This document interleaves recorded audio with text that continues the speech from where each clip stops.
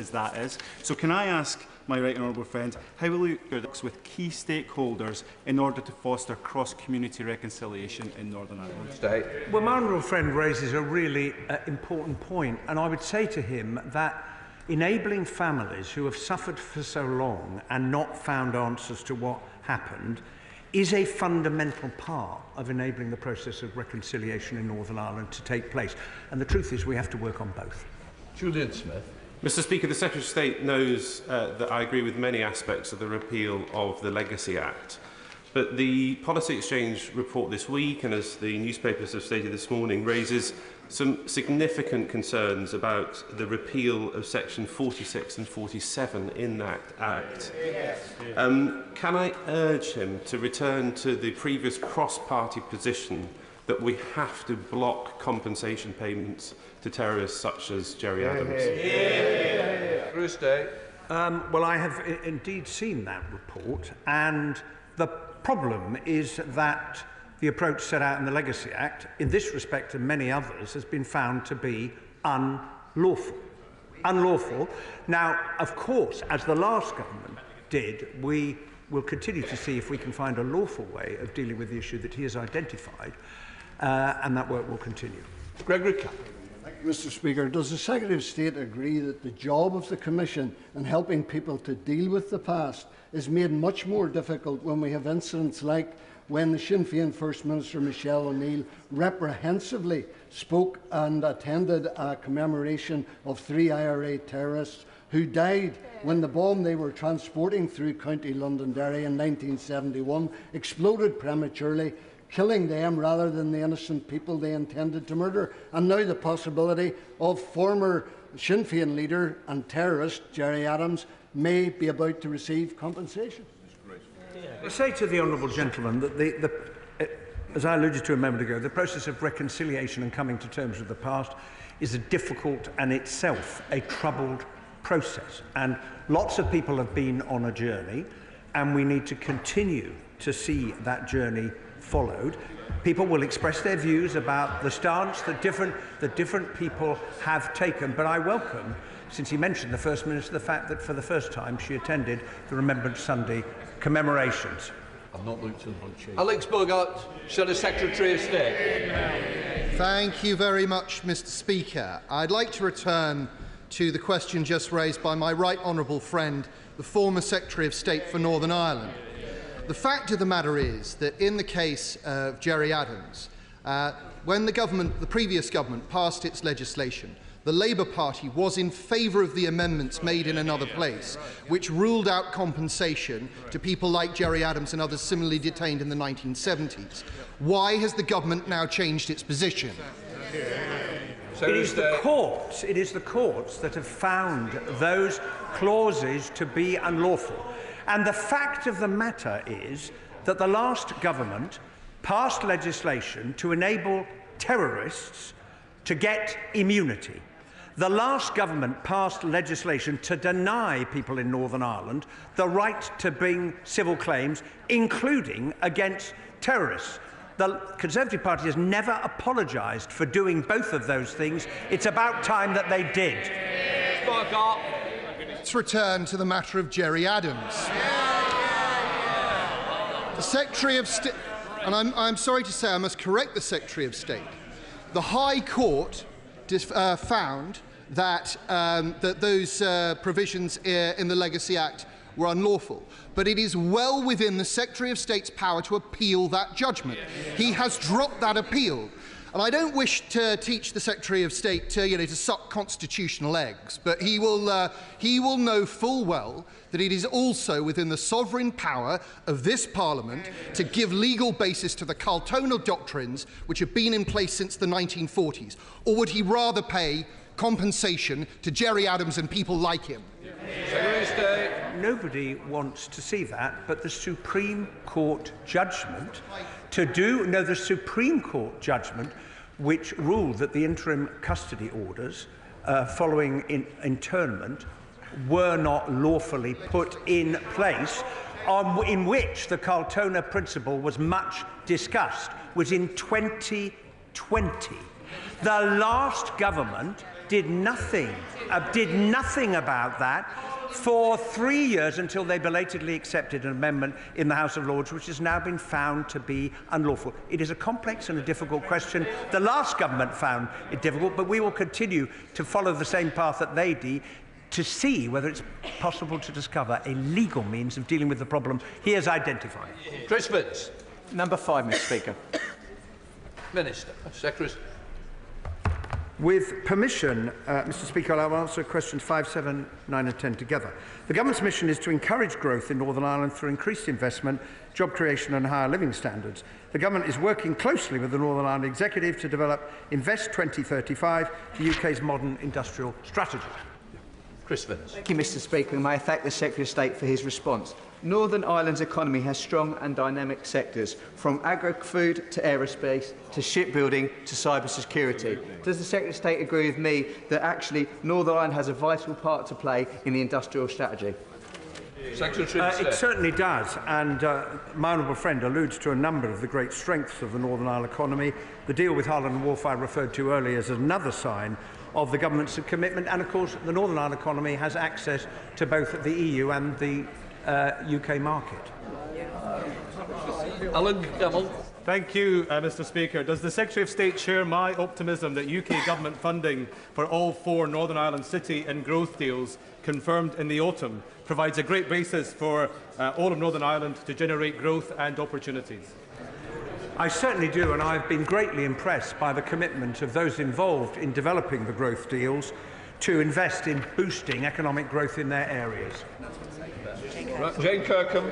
Thank you, Mr. Speaker. Could the Secretary of State update the House on what recent discussions he's had with the Executive about steps to take to increase revenue in order to help deliver longer-term financial sustainability to help grow the economy in Northern Ireland?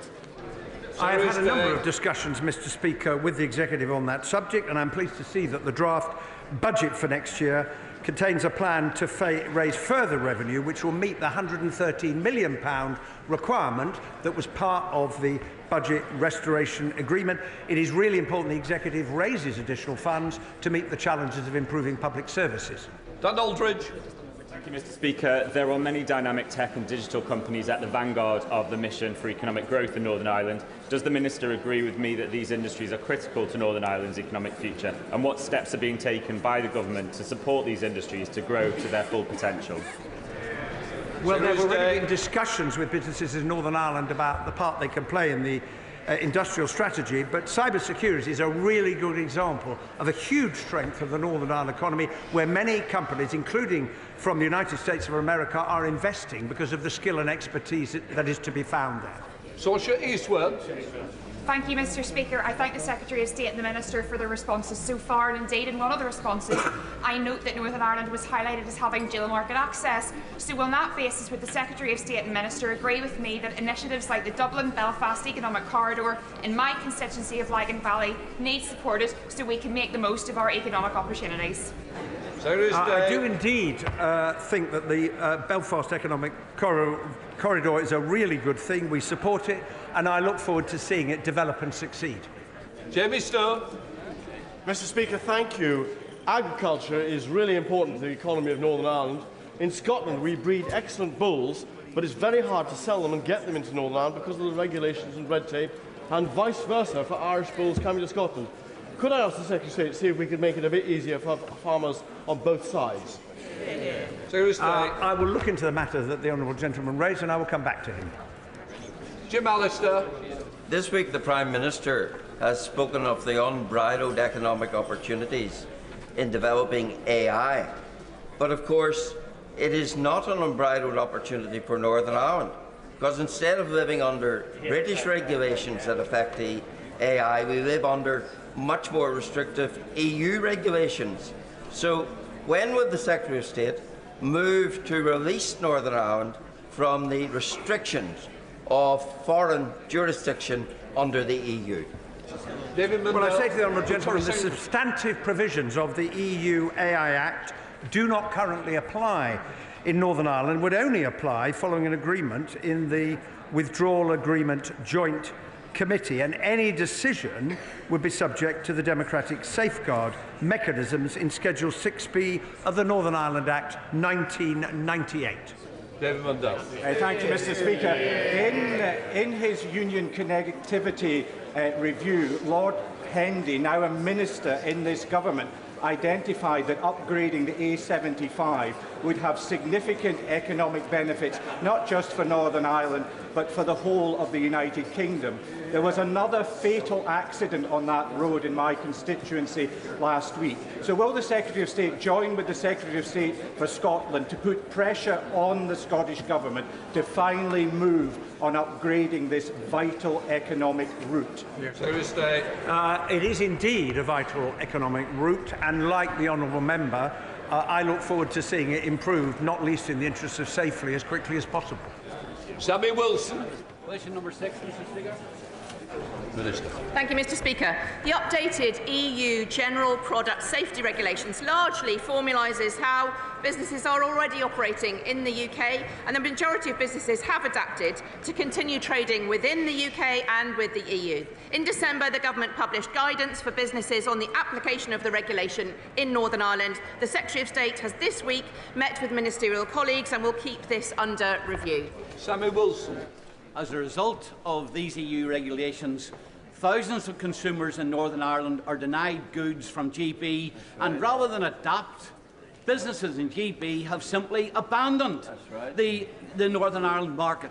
At the same time, this week, DEFRA has banned the import of meat from Germany, where there's been foot and mouth disease outbreak, but has not extended that ban to Northern Ireland because of the Northern Ireland Protocol.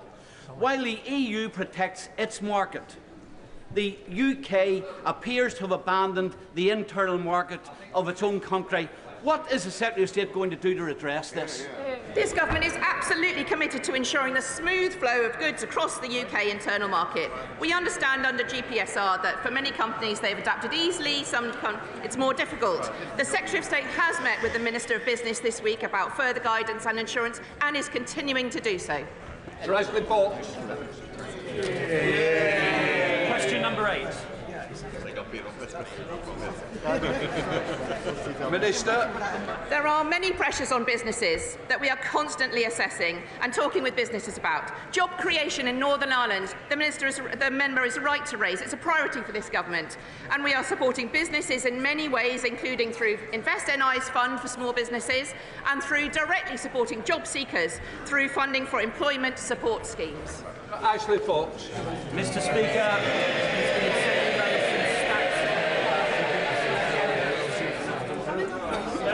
I'm grateful for the warm welcome. How does the Minister expect businesses in Northern Ireland to grow and invest in their communities, given they have to pay the enormous tax increases imposed by the Chancellor? Minister. Even after accounting for employer national insurance contribution impacts, the Office of Budget Responsibility expects level of real wages will raise by 3% now.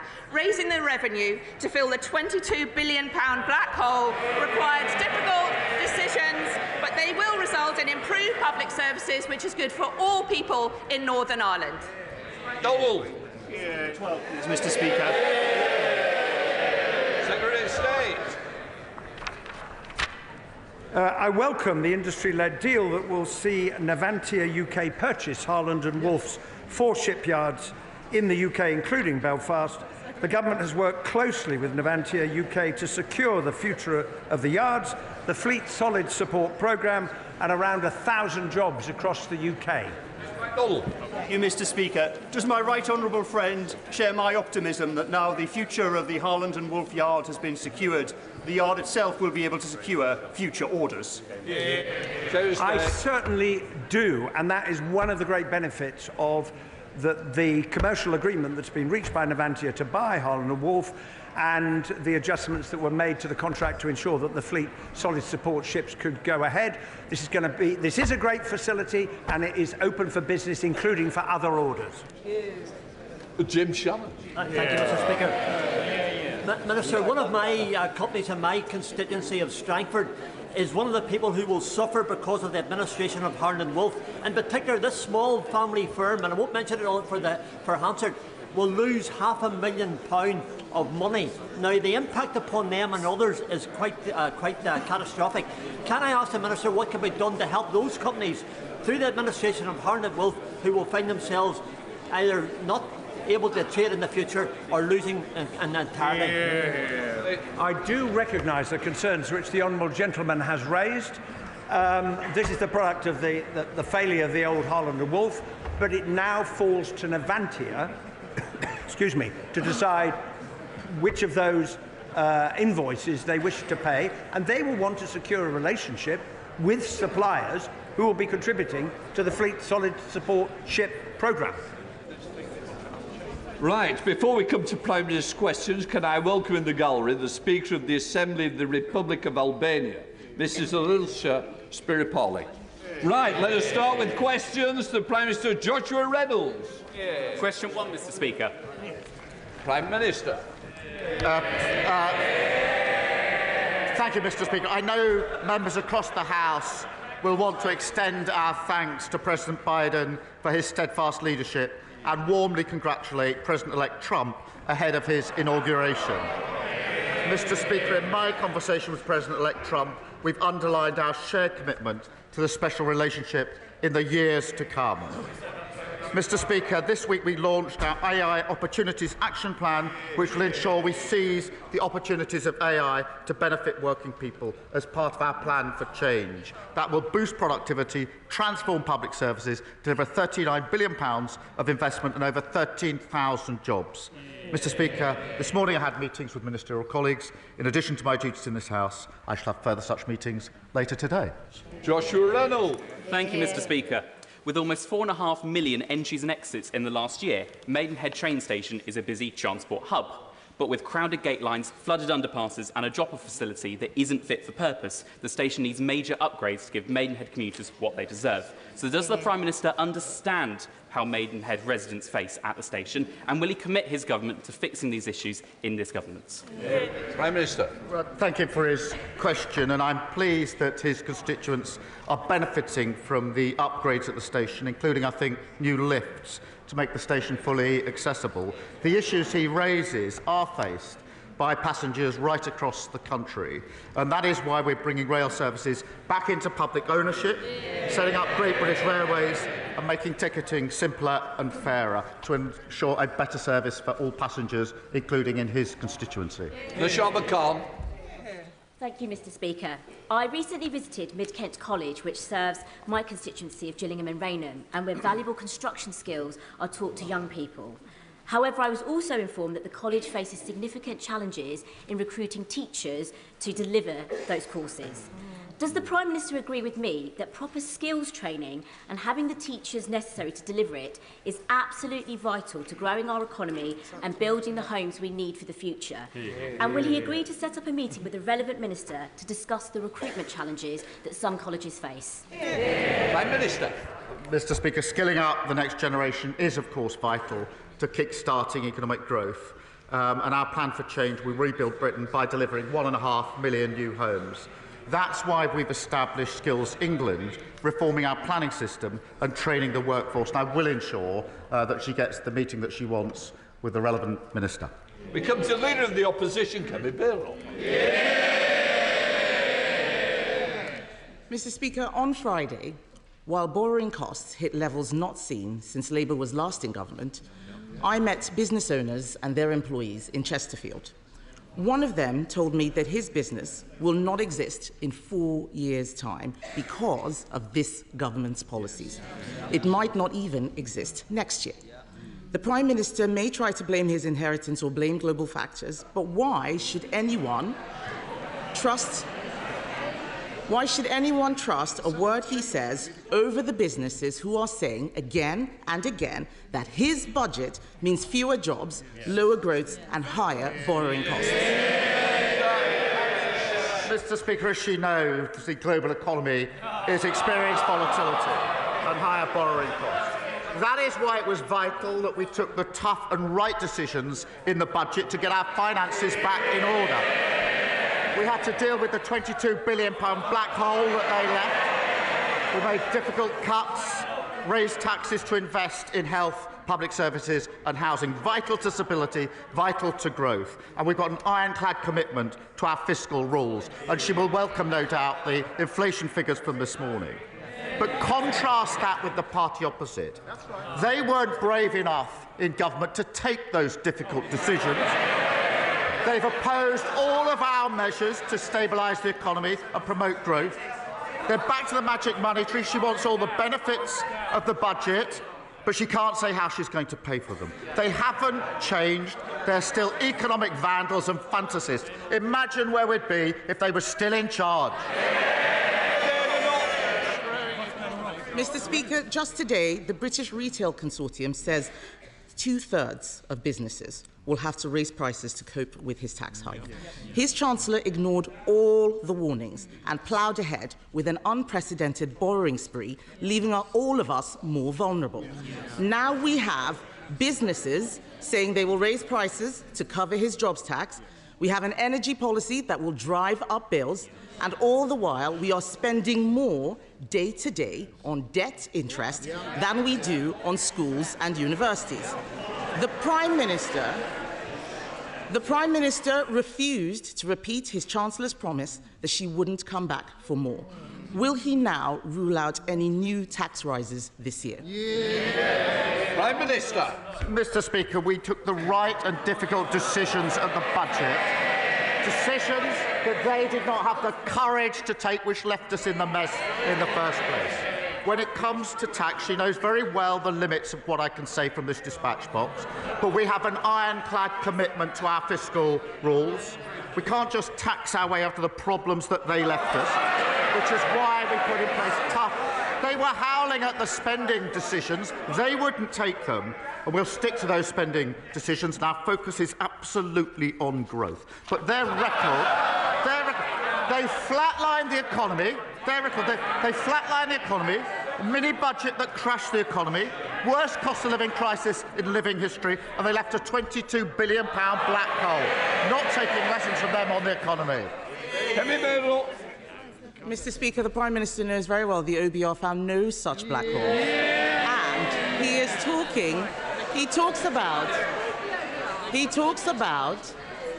talks about a budget 3 years ago. The borrowing costs last week are at a 27-year high for 30-year gilts. The Chancellor is apparently promising to be ruthless in reducing spending. Let me suggest something that he should cut. There is no way that we should be giving up British territory in Chagos. He is rushing a deal which will be disastrous and which will land taxpayers with a multi-billion-pound bill. Why does the Prime Minister think British people should pay to surrender something that is already ours? Mr. Speaker, we inherited a situation where the long-term operation of a vital military base was under threat because of legal challenges. The negotiations were started under the last government. The then Foreign Secretary came to this House to say why he was starting negotiations and what he wanted to achieve. And he said the aim was to, quote, ensure the continued effective operation of the base. That is precisely what this deal has delivered. Mr. Speaker, there is no one he can blame for this dud deal except himself. At the budget, Labour were congratulating themselves for having the first female Chancellor, instead of ensuring the country had someone actually qualified to do the job. The Prime Minister...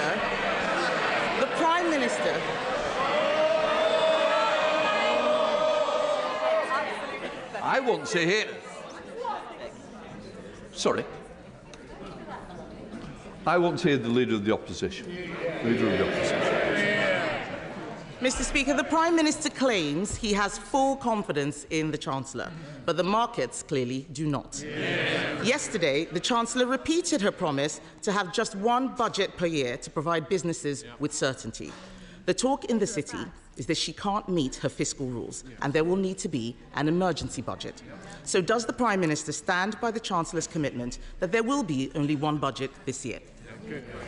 Prime Minister. She'll be pleased to know the Chancellor will be in place for many, many years to come. She'll outstrip them. Mr. Speaker, if we all thought the politics was about cheap points, I could criticise their chancellors, but I don't have enough time to go through all of the chancellors that they had. We have one budget, that's what we're committed to, strong fiscal rules, and we'll stick to them, unlike the party opposite. Mr. Speaker, at a time of turmoil in the markets, the Prime Minister was distracted by the crisis around the former City Minister. What does it tell us about his judgment that yesterday he said he was saddened that his close friend resigned? This was an anti-corruption minister under criminal investigation for corruption.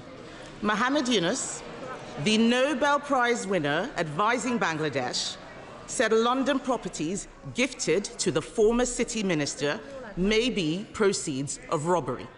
So, will the Prime Minister offer Bangladesh the full support of our National Crime Agency in ensuring that any properties bought with stolen funds are properly investigated? Prime Minister. Mr. Speaker, the former City Minister referred herself to the independent adviser. He found, as she well knows, there was no breach of the code.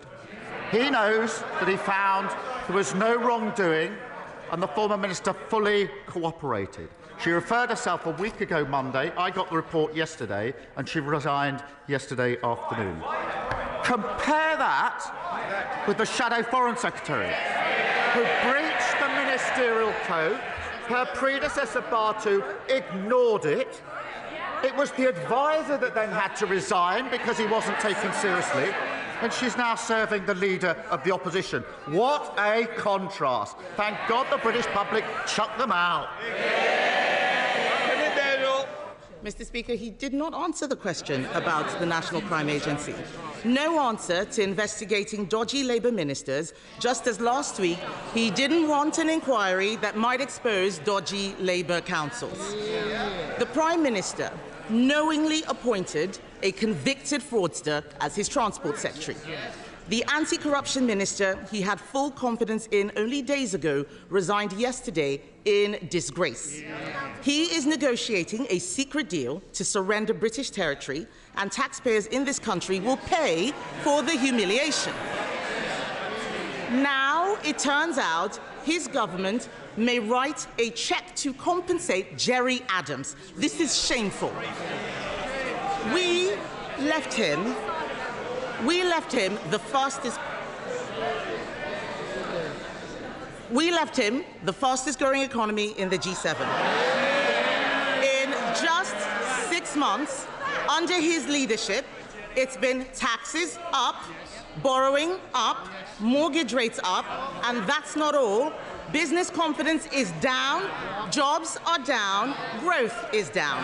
Can the country afford 4 more years of his terrible judgments? Mr. Speaker, among that barrage of complete nonsense, there is one point that I need to address, because it's the Legacy Act, and it will be of real interest across the House. That Act was unfit because, or not least because, it gave immunity to hundreds of terrorists and wasn't supported by victims in Northern Ireland, nor, I believe, by any of the political parties in Northern Ireland. The court found it unlawful. We will put in place this is a serious point. We will put in place a better framework. We're working on a draft remedial order and replacement legislation, and we will look at every conceivable way to prevent these types of cases claiming damages. And it's important I say that on the record. But as for her claim and her nonsense, they crashed the economy. Mr. Speaker, I got a letter this week from a Tory voter in a Labour seat. I hope they don't mind me saying who it was. It was Liz Truss. Mr. Speaker, it wasn't written in green ink, but it might as well have been. She was complaining that saying she'd crashed the economy was damaging her reputation. It was actually crashing the economy that damaged her reputation. Mr. Speaker, what have we heard? All they've got is complaining. No defence for their sorry record. They don't even acknowledge it. No ideas, no policy. They're like a blank piece of paper, blowing hopelessly in the wind. No wonder the country put them in the bin. Jim Dixon. Thank you, Mr. Speaker. Patients in Kent are experiencing a winter crisis resulting from years of underinvestment in our NHS. Many are having to be treated on trolleys in corridors with cases of winter flu and other viruses, providing a significant challenge to local health services. What assurance can the Prime Minister offer my residents in Dartford that the reforms and extra investment set out by the Secretary of State for Health will make this inadequate care a thing of the past, and would he visit Darrant Valley Hospital in Dartford with me? Prime Minister. Well, thank you for raising this, and I'm deeply sorry for those receiving inadequate care in his constituency.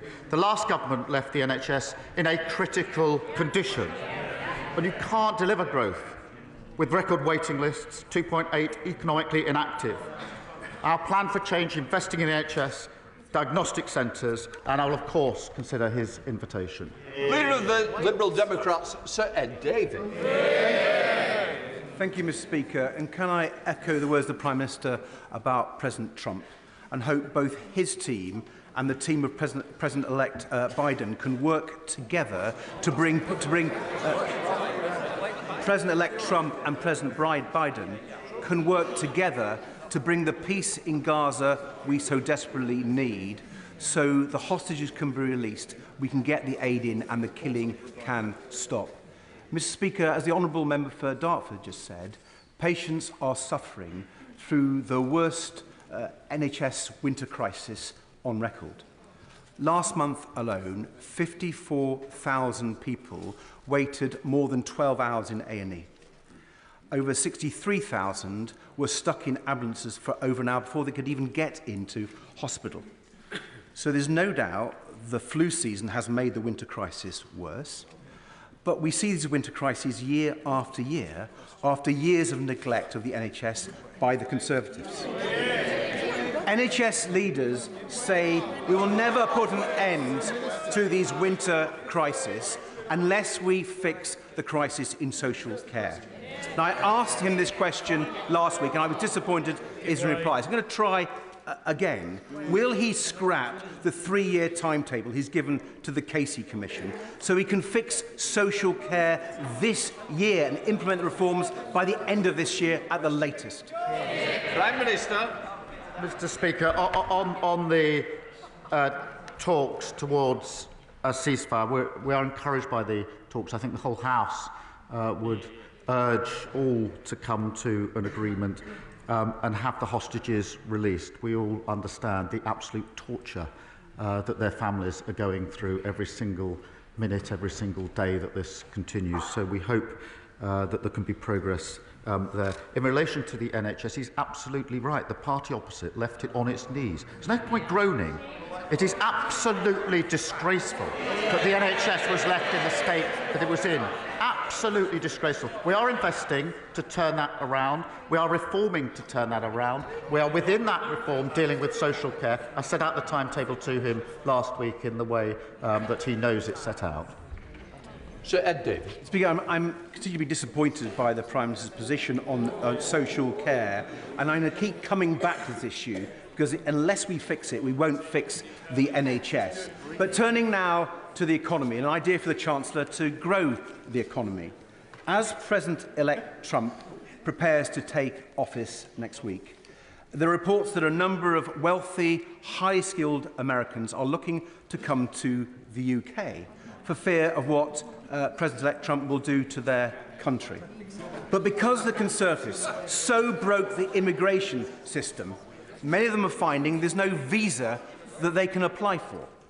Now, I know the Prime Minister is rightly seeking to reduce immigration from the record highs of the Conservative.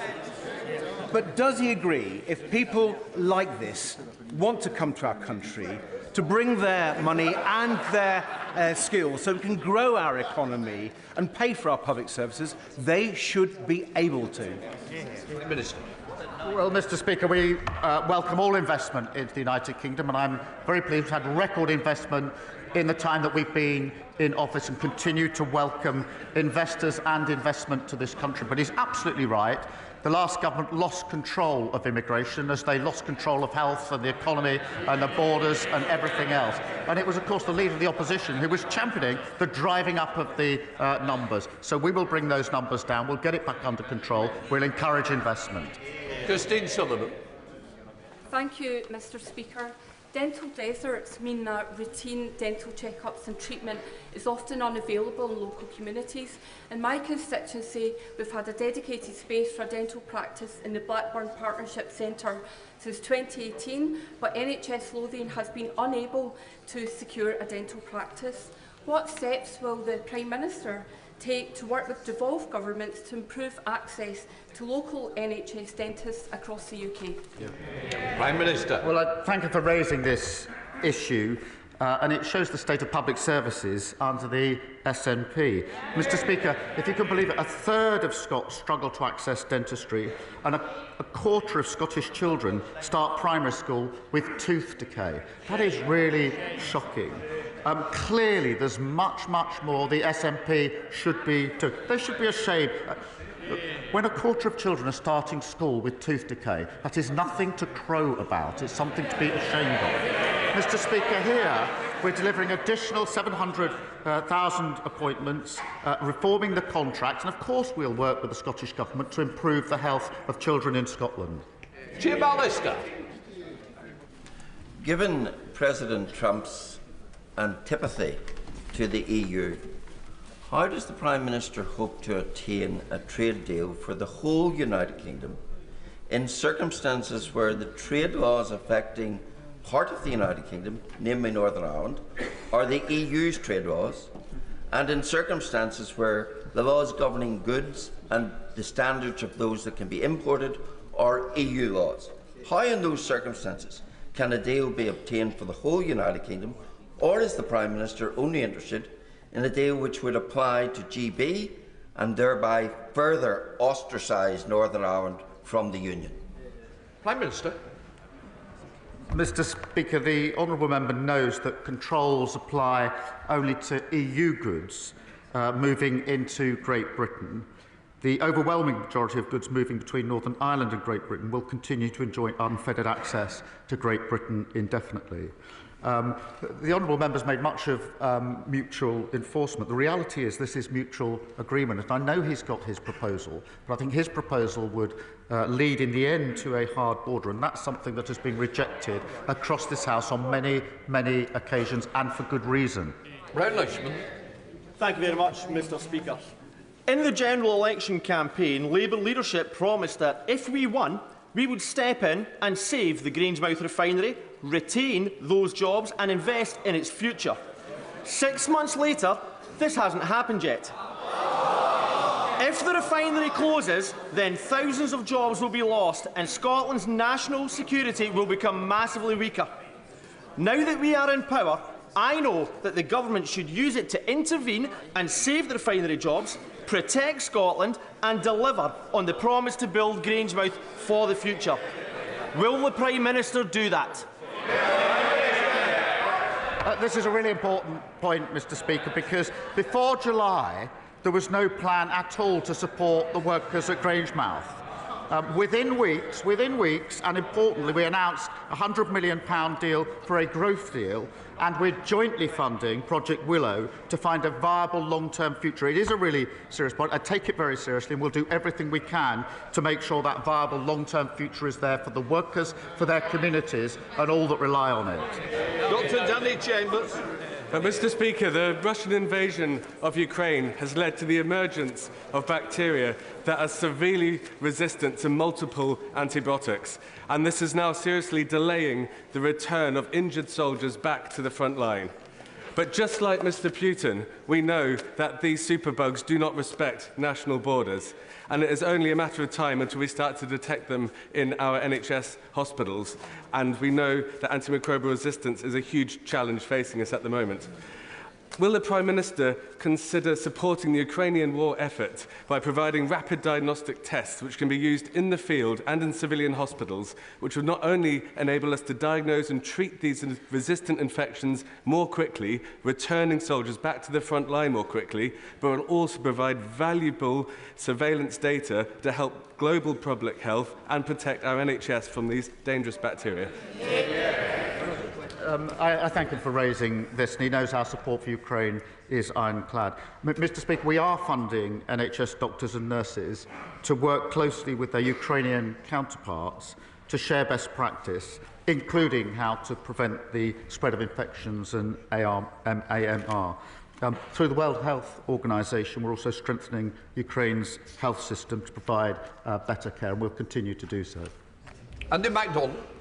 Thank you, Mr. Speaker. The Employment Rights Bill is urgently needed, especially given the exploitation of gig workers, like those retail assistants employed through apps, with vital rights denied and staff being charged a premium should they want to be paid on time. Insecure work denies workers their rights, but the TUC has also said it costs the economy around £10 billion a year. So will the Prime Minister agree with me that having a single status of worker will help end such abusive practices, give workers security and significantly benefit the economy? I thank him for raising this. And, Mr. Speaker, I believe everyone is entitled to fair, flexible and secure working. And that's why we introduced our Employment Rights Bill, which is the biggest upgrade to workers' rights in a generation. It includes measures that will end the scandal of fire and rehire, preventing exploitative zero-hour contracts and introducing basic rights for more workers from day one, secure wages, secure jobs and ensuring workers have the rights that they deserve at work. Peter Bedford.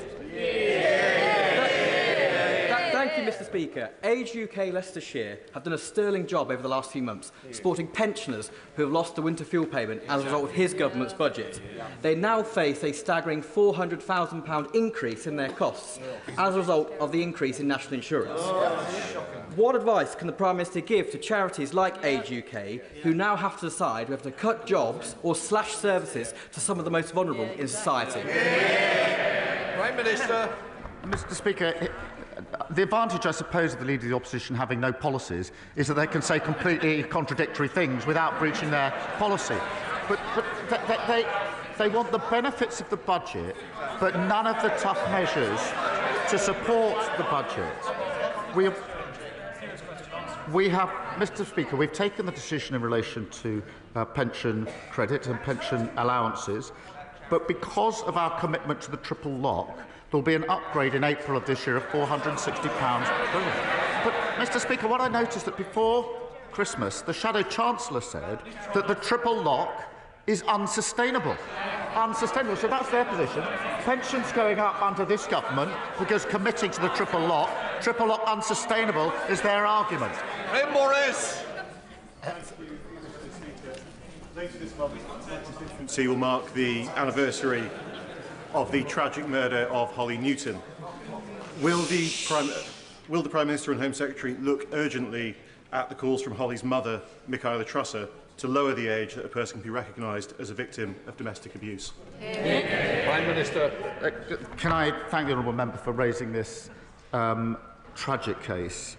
And it is a really important issue. We've seen an increase in violence in teenage relationships in the last decade. And, Mr. Speaker, I've been continually shocked by research that shows that at a younger and younger age, there's abuse in relationships. So we do need to look at this at the earliest opportunity to how we properly protect girls. But I'm very grateful that this tragic case has been raised. Jack. Thank you, Mr. Speaker.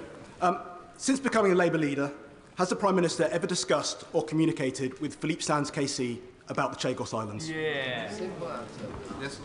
No, Prime Minister. I'll get you it. Yeah. Right. Rachel Muskell.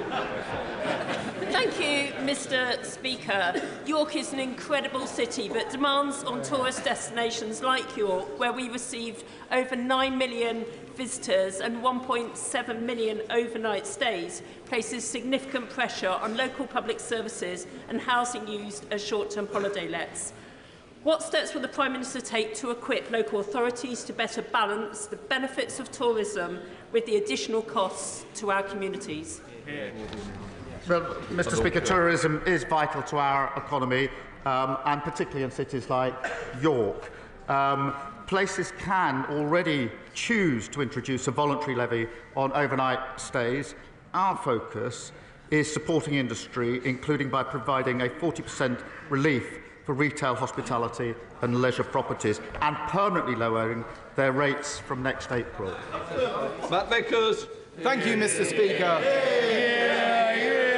Margaret from Stockton is furious. Stockton's Labour Council are axing her weekly bin collection, scrapping free high street parking and closing her local recycling centre, all while employing a ridiculous number of people on £100,000 salaries. But she's even more furious because they're taking on another one. Behind closed doors, probably in a darkened room, they've created a new interim role for the managing director's best mate on £900 a day. It's never been approved by the council.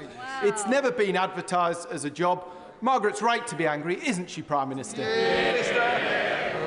Mr. Speaker, I'm sure Margaret would be very pleased to see the incredible investment that's going into the area, the 4,000 jobs which is growing the economy. The state of our local councils was left completely damaged after the last government. She knows that. Everybody knows that. Graham Morris.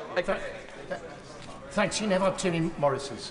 To its credit, in its first budget, this Labour government transferred the Mine Workers Pension Scheme Investment Reserve Fund, benefiting nearly 4,000 former miners and miners' widows in my Iceland constituency.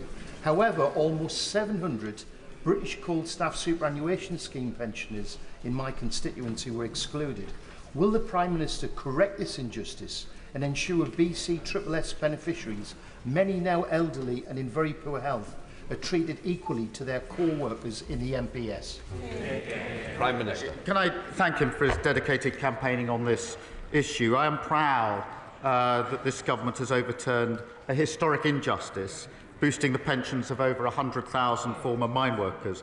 We are, Mr. Speaker, working closely with the coal staff trustees to consider their proposal, and I'll ensure the Industry Minister keeps him fully updated. Joe Robertson. Thank you, Mr. Speaker. My constituents on the Isle of Wight are entirely reliant on foreign-owned, debt-laden, unregulated ferry companies for essential travel. But in the United Kingdom, public transport is regulated and subsidised, like buses, trains, Scottish ferries. Does the Prime Minister agree with me this Isle of Wight anomaly must come to an end? And will the government intervene in order to protect passengers from excessive ferry prices and bad services? Prime Minister. Well, I thank him for raising this, and he's right. The ferry services for his constituents have simply not been good enough, and I know that both he and my honourable friend, the member for the Isle of Wight West, share a commitment to ensuring their constituents receive a better service. The Maritime Minister has met the ferry and hovercraft operators, the leader of the Council and other stakeholders.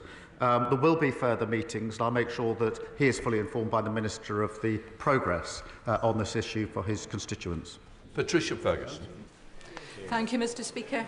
This year marks the 850th anniversary of my home city of Glasgow. One of the key aims of the celebration is to speed up ambitions around the City Council's grand challenge of tackling poverty and inequality and of increasing prosperity and opportunity, themes that chime very clearly with this government's agenda too. So will the Prime Minister join with me in congratulating Glasgow on this milestone, and does he agree with me that people really do make Glasgow? Prime Minister. Well, I thank her for raising this. Glasgow is a great city, and I'm very happy to join with her in congratulating the people of Glasgow on the 850th anniversary. They have made and will continue to make a huge contribution to this country. Jack Rankin. Thank you, Mr. Speaker. Today marks 467 days in captivity for Avinatan R, just one of the over 100 hostages Hamas still cruelly hold. Avinatan is my age. He has his whole life ahead of him. I felt the raw pain of his family when his mum, Ditsa, a British citizen, shared her story with me as part of the Twin a Hostage campaign. Can the Prime Minister assure me he's doing everything in his power to ensure all the hostages are returned, so Avinatan can be at home where he belongs with Ditsa and his girlfriend, Noah?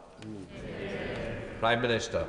I thank him for raising this case. It's appalling that Hamas continue to detain Avinatan and other hostages, including Emily Damari, and I know he's spent time with the families, and it is nothing short of torture what they are going through, and we will do absolutely everything in our power to ensure that we make progress in bringing these hostages home, and I'm sure I speak for everybody in the House, but we will do everything to try and make sure that we get those hostages home. Final question, Jonathan Brash. Thank you, Mr. Speaker. My constituent, Richard Lee, has waited over 43 years for answers about the disappearance of his daughter, Catrice, from a military base in Germany in 1981. She was just 2 years old. The Royal Military Police, the MOD and successive governments have failed to get answers that he deserves, throwing up barrier after barrier to justice. Will the Prime Minister agree to meet with Richard and myself to finally give this Hartlepool veteran a way forward to uncover the truth about the disappearance of his daughter? Prime Minister. Well, I thank him for raising this deeply distressing case, and our thoughts and sympathies are obviously with Richard Lee and his family. The Defence Serious Crime Unit, Mr. Speaker, continue to appeal for new evidence in this case, and I will make sure that he has a meeting with the appropriate minister to discuss progress. Thank you. That completes Prime Minister's questions. We'll let the front benches change over.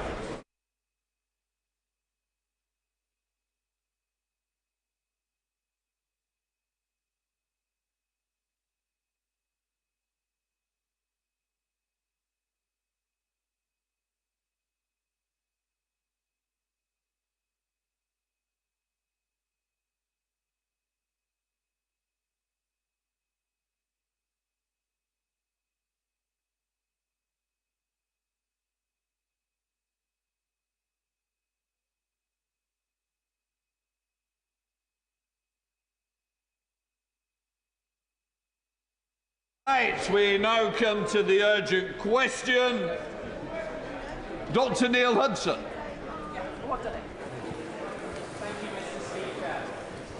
Ask the Secretary of State for Environment, Food and Rural Affairs if he will make a statement on the government's emergency contingency response to the recent confirmation of foot and mouth disease in Germany. Minister. Thank you, Mr. Speaker. And I thank the honourable gentleman for his question. The whole House will be aware of the concern felt across rural communities about the potential threat of foot and mouth disease. Because foot and mouth disease is a severe, highly contagious viral disease of livestock that, as we know, can have a significant economic impact and a truly devastating effect on farming and rural communities when outbreaks occur, as we know from past history. Now, I can assure the House the UK is currently free of foot and mouth disease and has been since 2007. But following the confirmation on the 10th of January of foot and mouth disease in the German state of Brandenburg, DEFRA has taken rapid action to protect the UK, including suspending the commercial import of susceptible animals from Germany and restricting personal imports of animal products from across the European Union. And I can assure the House the government will do whatever it takes to protect our nation's farmers from the risk posed by foot and mouth. Risk levels for the UK we have increased to medium. And last night, the Chief Veterinary Officer and I spoke directly with the federal German minister and his officials. The government has taken decisive and immediate action. The import of cattle, pigs and sheep from Germany has been stopped to protect farmers and protect their livelihoods. We will not hesitate to add additional countries to the list if the disease spreads. And I can inform the House that the Chief Veterinary Officer this morning has confirmed that while Germany's surveillance continues to be ongoing, they have not as yet detected any further cases. Now, foot and mouth disease guidance is available on government.uk, and livestock farmers are urged to be extra vigilant and report any suspect disease to APHA immediately. And the UK Chief Veterinary Officer is also urging livestock keepers to remain vigilant to the clinical signs of FMD. I reiterate, there are no cases in the UK currently. I would also reassure the House that FMD poses no risk to human or food safety, but it is a highly contagious viral disease of cattle, sheep, pigs and other cloven-hoofed animals. Livestock keepers should therefore be absolutely rigorous about their biosecurity. And the Government is absolutely focused on responding to the animal disease threats we face, protecting animal health and welfare. Upholding high biosecurity standards is paramount to protecting and promoting food production and food safety, both animal and human, and support our economy and trade. And that's why we've invested a further £200 million in the UK's main research and laboratory testing facilities at Weybridge to bolster protection against animal disease. Now, whilst we stand ready to protect our livestock from the threat of foot and mouth disease and other exotic disease, we also offer our support to our European neighbours as they face this threat to their livestock, farming and rural communities. I can assure the House the Government will be decisive and take the necessary action to protect our farmers from foot and mouth disease. Minister Dr. Neil Hudson. Thank you, Mr. Speaker, and thank you for granting this question. I declare a strong personal and professional interest. As a veterinary surgeon, I supervised some of the animal culls in the 2001 outbreak, witnessing sights I never want to see again in my lifetime, Mr. Speaker. The confirmation on January the 10th of foot and mouth disease in Germany, with subsequent slaughter and movement restrictions, is sending shockwaves around Europe and the UK. We have requested this question as no statement has been provided to the House on Monday or Tuesday. My colleague, the Shadow DEFRA Secretary, is not able to be with us today as she is at the Llama Show in Birmingham speaking to agricultural manufacturers and farmers. In 2001, the foot and mouth outbreak resulted in more than 6 million animals being culled and cost £12.8 billion in today's prices. It devastated the farming community, and farmers want reassurance that action is being taken to protect our borders, their livestock and their livelihoods. The mental health impacts of foot and mouth, Mr. Speaker, cannot be overstated. Can the Minister reassure us that the announced movement restrictions are fully in place for animals and products coming to the UK from the affected area? Will the Government think about extending the ban to personal imports of meat and milk products unless accompanied by veterinary documentation? And can he update us on the work tracing possible movements of products from Germany? Also, what advice is there about movement of people and vehicles from the area in terms of fomite transmission of the virus? And heaven forbid, Mr. Speaker, if foot and mouth ever entered the United Kingdom, what is the situation regarding vaccine supply and potential deployment? Finally, I want to again pay tribute to the chief vets, the veterinary, animal officers, scientists and officials at the Animal and Plant Health Agency who do so much to keep our country biosecure. This foot and mouth disease wake-up call is yet more evidence that the Government must now commit to fully fund the redevelopment of the APHA HQ in Weybridge. I call and I urge the Government from the bottom of my heart, Mr. Speaker, to fully fund that redevelopment, to make sure that the burning pyres of slaughtered animals, as well as the economic and mental health devastation of foot and mouth disease, remain resolutely confined to the history books. Minister. Thank you, Mr. Speaker, and I fully appreciate the expertise and the passion that the honourable gentleman brings to this subject. He knows of what he speaks. I hope I have, in my initial reply, made it clear just how seriously the Government takes these issues. I spoke to him earlier this morning ahead of a previous piece of legislation making it clear that we would work in a cross-party basis to tackle this should this come to our shores. I'll try and address the questions he raised, particularly around vaccination, because I know that that is an issue which is always raised and is always of concern. We're absolutely ready in case that is a control that we need to implement, but the advice in general is that with regards to control measures, if an outbreak were to occur in the UK, in addition to culling and immediate movement controls, vaccination is a control option that will be considered by DEFRA and devolved administrations at the outset of any outbreak. I can also assure him that the UK Vaccine Bank holds vaccines for a range of foot and mouth disease serotypes. I can also assure him that there is good close working with the devolved administrations to make sure that we are working in harmony on this. On the movement of goods, of personally carried goods, I can also remind him that this government strengthened those controls at the borders, and I'm confident that we are doing everything it is possible to do at the moment to make sure that we are following the right procedures given the risk assessments that have been put in place. Obviously, our sincere hope is that this does not extend beyond the Brandenburg area, but we are absolutely ready to deal with those issues. As I've said, in terms of the investment at Weybridge, we have committed an initial £200 million. This is a debate we have been having over some time, but I'm afraid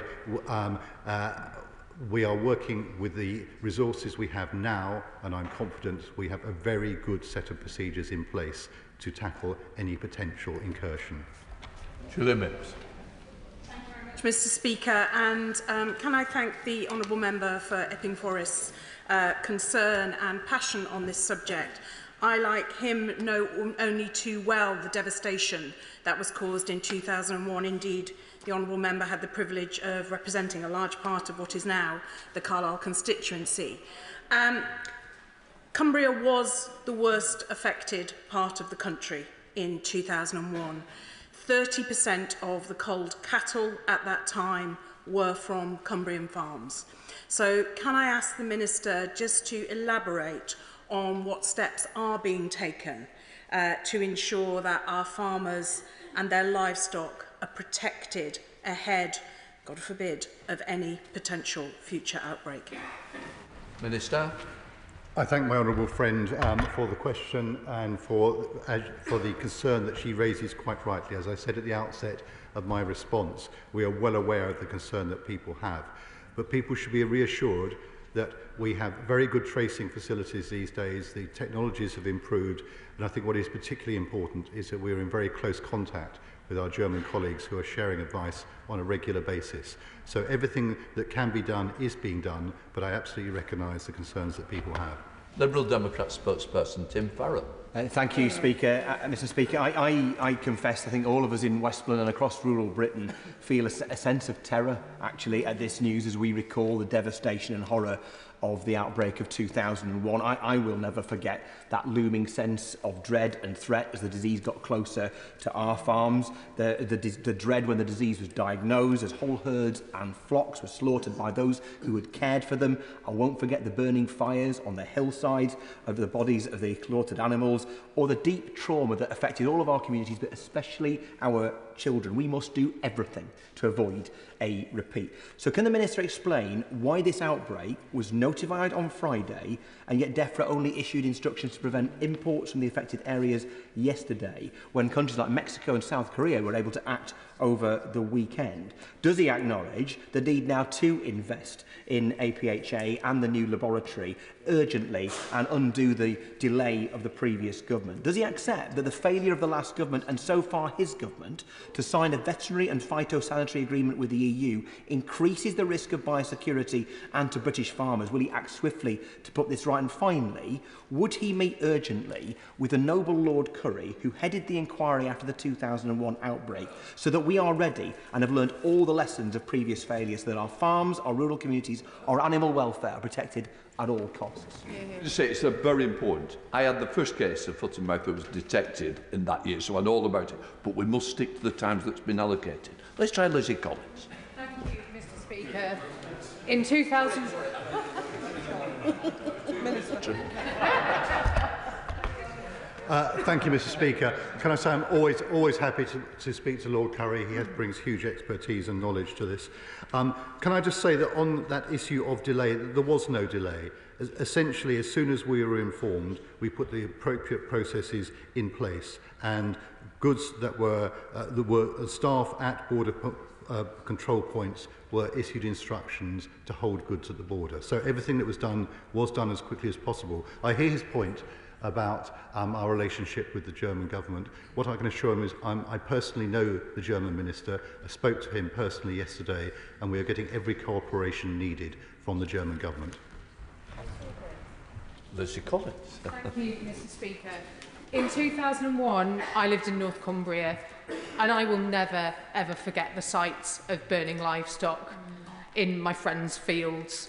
Can the Minister assure me that my farmers in Morecambe and Loonsdale, who are by far and large livestock farmers, will never have to face that terrible scene again, and that we will do everything we possibly can to ensure foot and mouth does not spread to our country. Thank you. Minister.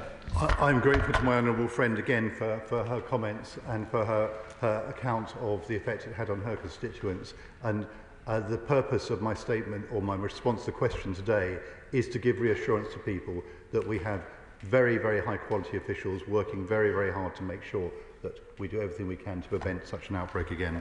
Chair of the Select Committee, Alistair Campbell. Thank you, Mr Speaker. As well as my own entry in the Register of Members' Interests, I should tell the House that my wife is a practising veterinary surgeon who occasionally is contracted to provide local veterinary official services to the Animal and Plant Health Agency. I too remember the events of 2001, and I remember, having just been elected, the debates that we had in this House, and we said we must always learn the lessons and never forget, but in truth, frankly, we have done. And the extent to which we are exposed today is something for which there is responsibility shared across the parties. The state of the APHA headquarters in Weybridge is a disgrace, and it is now an urgent disgrace. Hopefully, this is a bullet that we will dodge, but if we do, we know that there is also the risk of African swine fever, blue tongue, avian influenza all coming. Is this the point where, across the House, we can all agree on the importance of biosecurity and the importance of funding it? Well, I thank the Chair of the Select Committee for his point. I think we all know how important biosecurity is, and that is why the Government committed that further £200 million, that very important facility in Weybridge. Richard Quigley. Thank you, Mr Speaker. Can the Minister confirm what mitigation funding has been made available to farms that may be affected, and also can he commit to look urgently at the provision of an abattoir on the Isle of Wight, because we don't currently have one?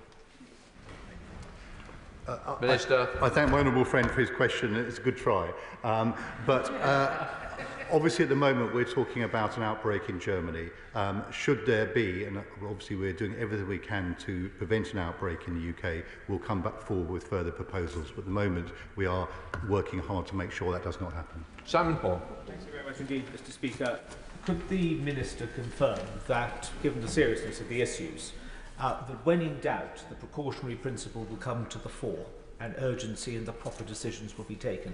And given the shared land border with the island of Ireland and the trade there, he's mentioned that working with the Devolves. Can he also confirm what conversations he may have had or may be planning to have with the government in Dublin? Minister. I thank the Right Honourable Gentleman for his question, and he's absolutely right. We will, of course, take every precaution and apply the precautionary principle.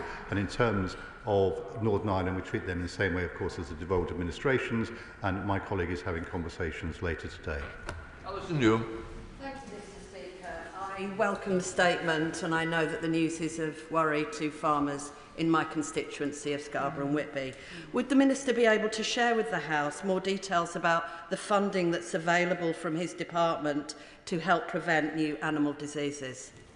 Minister. Well, again, I thank my honourable friend for her point and her concern. We have an extensive set of facilities and agencies who are tasked with protecting our country on these issues.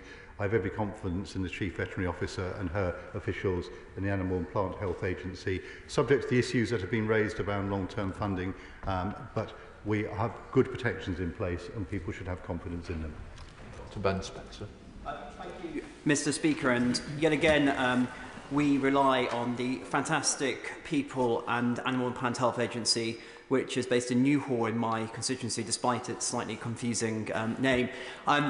Would the Minister join with me in terms of thanking the people working there? And does he agree with me that it urgently needs investment to improve the facilities? I don't think he's visited the APHA, but would you join me on a tour as soon as we can arrange, just to see for himself, just the state that it's in and what improvements are urgently needed?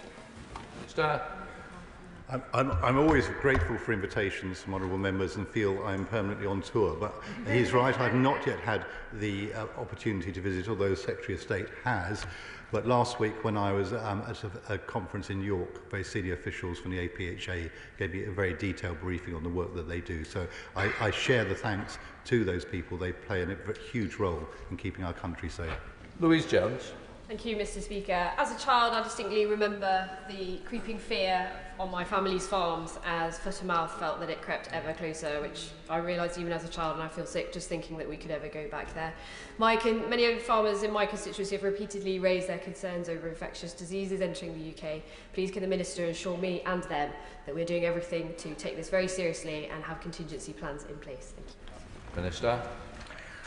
I'm grateful to my honourable friend again for reflecting on the awful experiences of 20 years ago, and I can assure her that we have excellent people, exactly as I've just been referring to, who are working extremely hard to minimise the risk of any further outbreak, and we're doing everything we can to prevent that happening. Colin Lockhart. Mr. Speaker, does the Minister not agree with me that it is a preposterous situation that Northern Ireland has been excluded from the UK ban on imports from Germany because of the outbreak of foot and mouth there? And would you agree with me that it is the tip of the iceberg with regards to the impact that the Windsor Framework and Protocol is continuing to have on our agri-food industry in Northern Ireland, since he thinks, and rightly so, it is essential to protect GB farms from potentially devastating impacts? Why does he think and believe that Northern Ireland farms are not as important? Minister. Northern Ireland farms are just as important, and in Northern Ireland the controls will apply to meat and live animals moving from a 3-kilometre protection zone and 10-kilometre surveillance zone surrounding the affected premises in Germany. Those products cannot be moved to Northern Ireland. Sally Jameson. Deputy Speaker, can the Minister outline what measures are being taken to ensure that no animals have been infected by the outbreak in Germany end up in this country? Minister. I can assure my honourable friend that this is an unusual outbreak in the sense it's not clear. It's a very small herd of water buffalo, 20 of them. What is unknown at the moment to the German authorities is how they got infected in the first place. So there's obviously extensive work going on in Germany to try and understand that.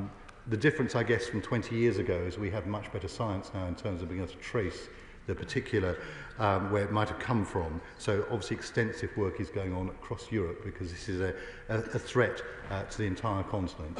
So I can assure that every avenue is being explored to try and make sure we understand how this has happened to make sure it goes no further. Sarah Dyke.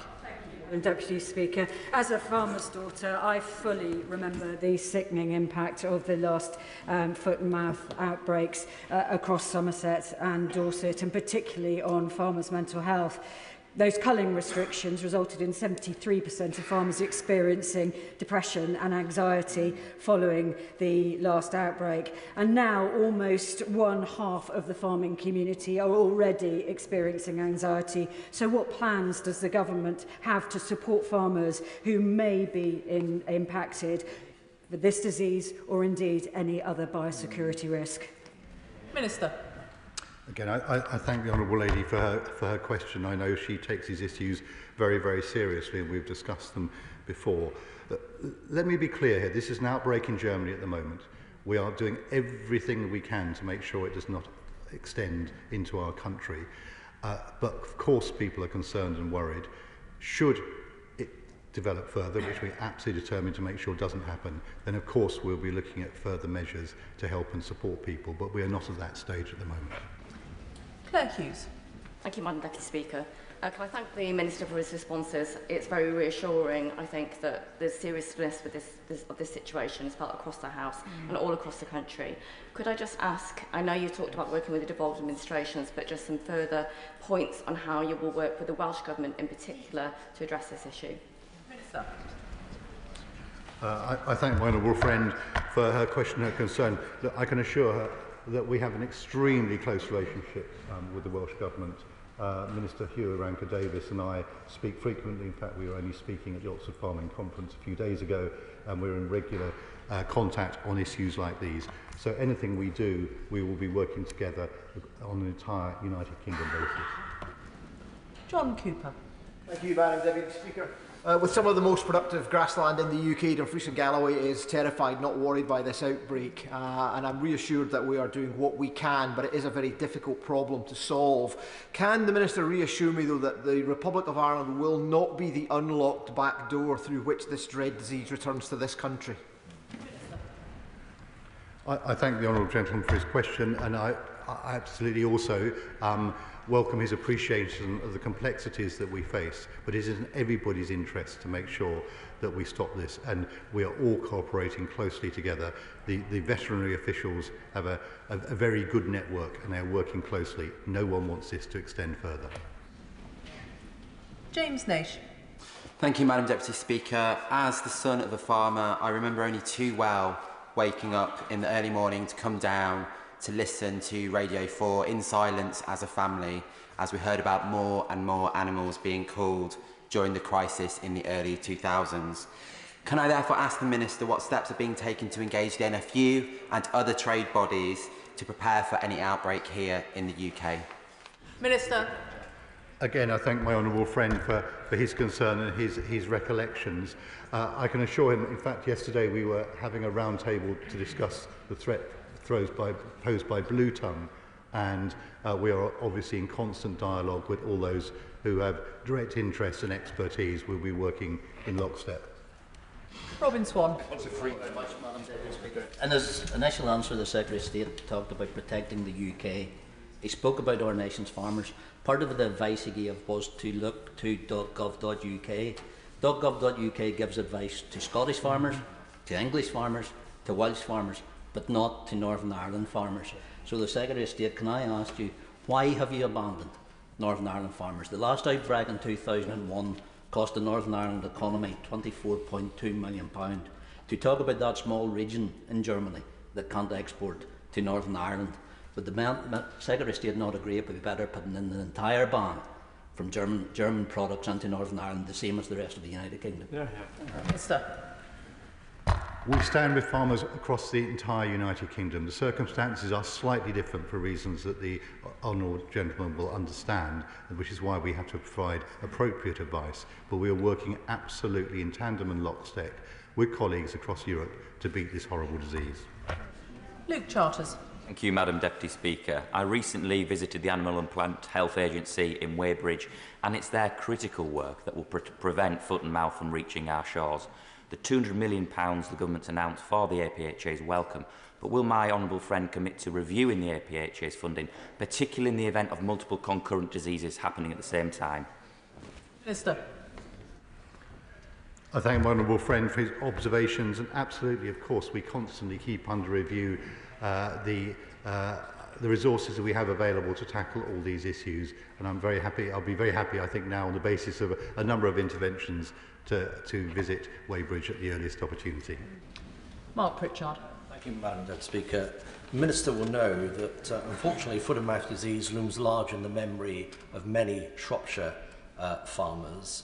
And I just wondered whether, talking about visits, whether a genuine point, whether the Minister and indeed the Secretary of State would consider visiting Harper Adams University in my constituency, which he will know is the top agricultural university in Europe. And the reason I mention that is they do have veterinary experts that have a particular expertise in this disease and others. But as the Shadow Minister stated, pigs, cattle, sheep, over 6 million lost in 2001 and 2007. And he mentioned biodiversity. I just wonder whether you could give an update to the House on illegal imports of meat and their checks at the border and the implementation of the border target operating model. Minister.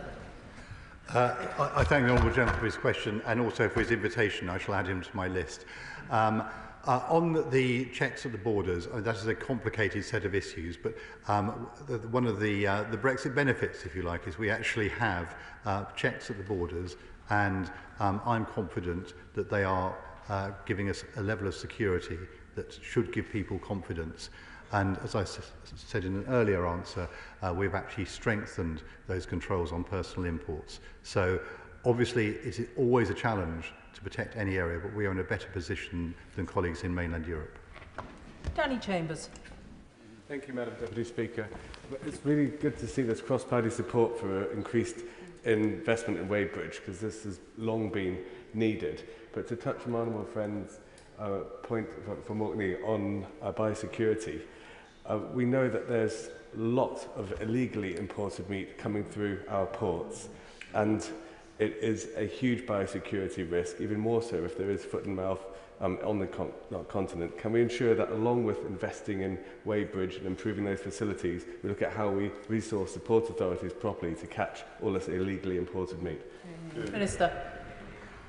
The honourable gentleman makes an important point, and clearly we're all trying to do everything we can to make sure that illegal imports are intercepted and stopped. I'm delighted to see an outbreak of cross-party consensus on the need to invest more. I hope there's also an outbreak of consensus on how to fund it. David Mundell. Thank you, Madam Deputy Speaker. My constituency was one of the most significantly impacted in the 2001 outbreak. Virtually every hoofed animal within Dumfriesshire was slaughtered, and the smoke from the pyre hung over particularly the Annan Valley for days. A large part of the market in livestock in my constituency is in the Honourable Lady from Carlisle's constituency at the Longtown Market, which was a source of the previous outbreak. Will he ensure that we're working closely with the Scottish Government, because there is a significant amount of cross-border movement of animals, and that needs to be properly identified and regulated? Minister. The right honourable gentleman speaks with passion and paints a vivid picture of that dismal period. I remember it well, sadly. And I can give him an absolute assurance that he will know from his time in government that at official level in particular, the veterinary officers work very, very closely together. This is an absolute shared endeavour, and we'll be absolutely doing everything we can to make sure that there's that close cooperation that is needed. Anne Davis. Diolch, Madam Deputy Llefarydd. As a dairy farmer, the devastating outbreak of foot and mouth over 20 years ago was on my doorstep. We were very lucky as a family farm, but sadly others within my farming community in Wales were not. The outbreak was also a food security issue, understood to derive from food waste fed to pigs. So can the Minister inform me what lessons the UK Government has learned from that outbreak to better secure our food chains and to keep our livestock safe and food supplies safe? I thank the Honourable Lady, and again I recognise the hurt that she recollects from that dreadful time before. Clearly there was a lot of work that was done in the light of those events. Lessons have been learned, technology has changed and improved. I think it's probably worthy of a longer debate to go into all the lessons that have been learned, but it is very, very important that we act on the lessons that were learned. We do not want a repeat of what happened in 2001. John Lamont. Thank you very much. Like many other members, I very clearly remember the events of 2001 and the last foot and mouth outbreak, not least because all the cattle and sheep on my family farm, my father's family farm in Berwickshire, were slaughtered. The emotional trauma will stay with farming communities for many, many years to come. I'm reassured that the Government is engaging with the Scottish Government on this, but is the Minister also speaking to the National Farmers Union in Scotland and local authorities to ensure that they are able to support farming communities in the best way possible? Again, the honourable gentleman speaks with passion and conviction about that dreadful time, and I fully respect that. What I should say to the House is the outbreak was notified on Friday. We're on Wednesday. Absolutely, of course, we're ready to move to the next stage should it be necessary. But at this point, the key priority has got to be making sure that we keep this disease out of our country, and that is where the attention is focused at the moment. In the dismal possibility that we have to move to measures within our country, then of course we'll be working very, very closely with everyone that needs to be involved. Rachel Gilmore. Thank you, Madam Deputy Speaker. First of all, I'd genuinely like to say that I'm sure my farmers, like myself, will be hugely grateful to know that this is going to be operational on a cross-party basis. Our farmers are more important than party politics. Back in 2001, I was in fact the Liberal Democrat candidate for Totnes constituency. And the only thing that made it easier for my farmers to understand what was going on was the amount of communication that I had done with them before the outbreak happened, because of course one wasn't able to go on a farm once the outbreak happened. So could I encourage you to communicate as much with farmers as you possibly can during this very difficult time? Thank you. Minister. Again, I'm grateful to the Honourable Lady for her recollections of the time before. Again, can I reiterate, we are at the point of trying to make sure that this does not arrive on our shores.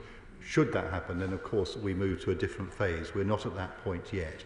And it is important to reassure people that we have excellent measures, excellent people in place working very, very hard to make sure we do not get to that point. Harriet Cross. Thank you, Madam Deputy Speaker, and I welcome the government's efforts in bringing us up to speed today, but also in imposing the import ban. In terms of the import ban, I recognise that this is for projects from Germany, but does it capture projects which maybe originate from Germany, but the point of import is outside of Germany? And also, what steps is the government taking to increase spot testing or screening proactively across the country so we can get ahead of any outbreak if it were to come? Minister. We're applying all the rules that we can to make sure it is the German products that we're excluding at the moment.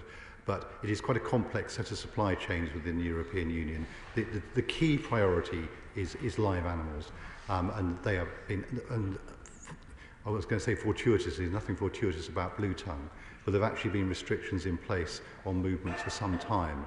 So we are probably better protected than we might have been because of that already.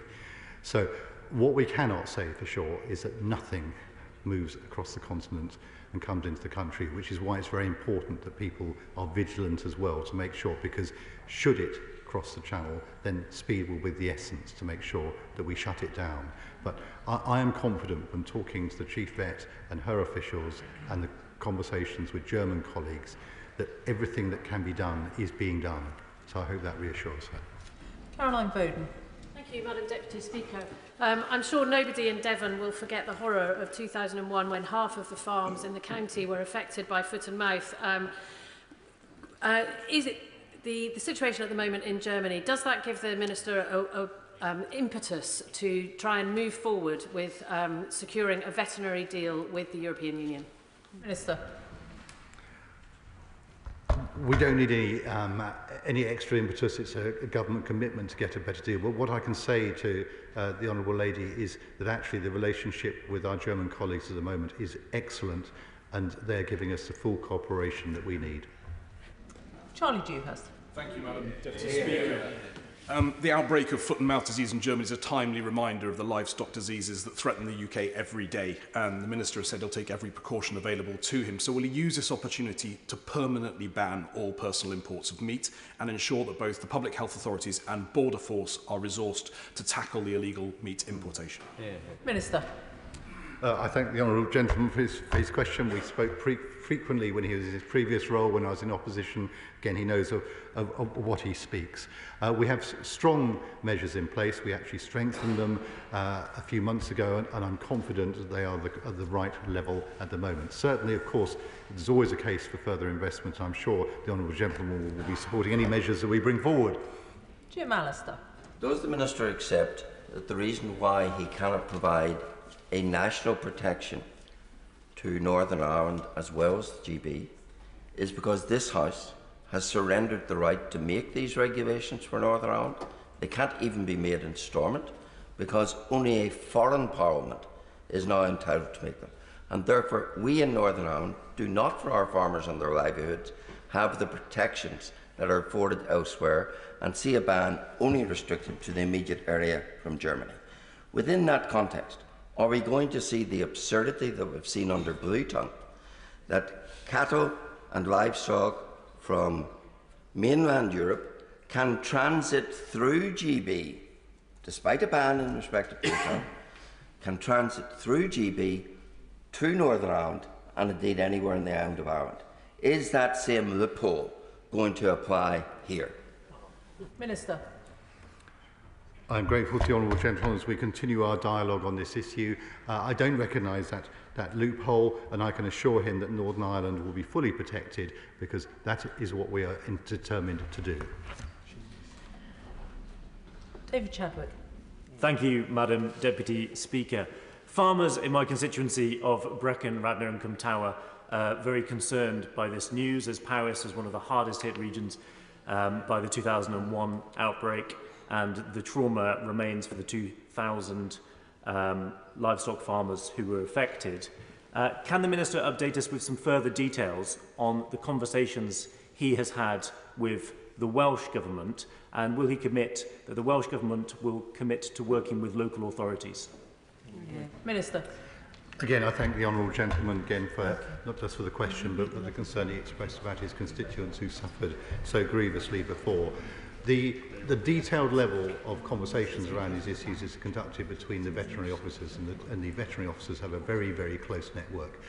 Any political decisions that need to be made will be made by ministers, and I have a very close relationship with Minister Ranka Davies. If further action is needed, we will be working together to stop any further incursions. Helen Morgan. Thank you very much, Madam Deputy Speaker. In Shropshire, dairy and other livestock farmers have been having a torrid time recently, and they will have read this news with a sense of dread. I'm also an officer on the All-Party Group for Food Security, and we recently heard some eye-watering evidence from the border authorities at Dover about illegal meat imports and the threat that they pose to UK biosecurity. Can the Minister explain to the House what assessment he's made of the problems with that process, and what he intends to do to ensure that diseases like foot and mouth don't arrive in the UK? Minister. Well, again, I thank the honourable lady for the concern that she expresses, and I repeat the points I made earlier about the border controls that we have in place. Of course, we've been aware, I'm afraid this has been a long-running issue, but we have much stronger border controls in place than we would have done in previous times, and we are working hard with the Port Health authorities to make sure that we crack down on illegal imports of meat. Jim Shannon. Thank you, Madam Deputy Speaker. I thank the Minister very much for his response. Declaring interest, Madam Deputy Speaker, as a member of the Ulster Farmers Union. Indeed, I live in a farm in the Irish Peninsula where dairy farming and sheep men surround me. So the impact upon them would be great. And for that reason, I asked the Minister this question. I can well remember the pyres of dead animals and traumatised farmers who all were concerned, as they always are, about their animals. And that over 20 years ago in 2001. The lessons were hard and well learned. The Minister, I say this respectfully to the Minister, because we've had 3 other Northern Ireland MPs have asked this question, and the 4th one to ask a similar question, Madam Deputy Speaker. I think we need it clarified for farmers, for my neighbours in Northern Ireland, for all those who farm, that there will be zero tolerance of products from Germany. And will the UK-wide, including will it be UK-wide, including Northern Ireland, and that a full report will come to this House before any ban is lifted. Thank you so much. Thank you very much. And again, I thank the honourable gentleman. He speaks with passion on these issues. Absolutely can give him strong assurance that the measures in place to protect farmers in Northern Ireland are strong and will be, in my view, good enough to make sure we can protect people properly. Clearly, there is a slightly different set of arrangements. He'll be well aware of that, and that is why those we have to respect. But we are getting absolute, total cooperation from our German colleagues. There will be no meat coming from those parts of Germany to Northern Ireland. Can I thank the Minister for his responses? There might need to be a few moments, although I don't see many people leaving the chamber. So if anyone is planning to leave, please do so quickly and quietly.